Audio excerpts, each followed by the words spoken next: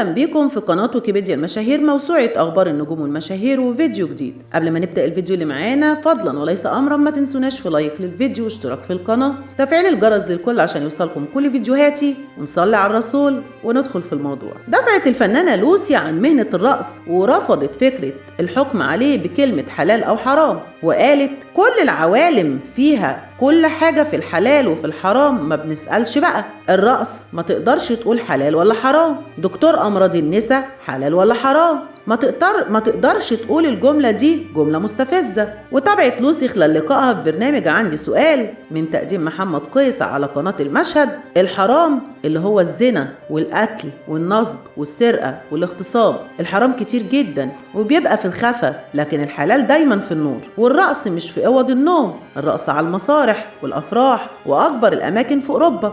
انا عندي شهادات ان احسن سفير لبلدي في الأخلاق والفن والاحترام. لو دخلنا في حتة الحلال والحرام عايزة لها برامج وناس مشرعين. وخلال اللقاء كشفت لوسي عن أجمل الأشياء في الكباريه من وجهة نظرها، وقالت أجمل ما في الكباريه الناس اللي جايه لك تتفرج على شغلك واستعراضاتك وتسمع صوتك وتشوف أدائك، والرزق للناس اللي حواليك. الكباريه كلمة فرنساوي تعني بعد الساعة 12، لأن الناس بتاخدها إن في حاجات مش حلوة. السينما المصرية هي اللي وصلت للناس الكباريه كده. أما عن مهنة الرقص فأكدت لوسي إنه فن راقي، لكن اسم راقصة ظلمها كتير، وقالت لقب رقاصة ظلمني كممثلة وإنسانة في المجتمع اللي بيبص لفن زي الباليه أو الرقص الشعبي أو الصلصة.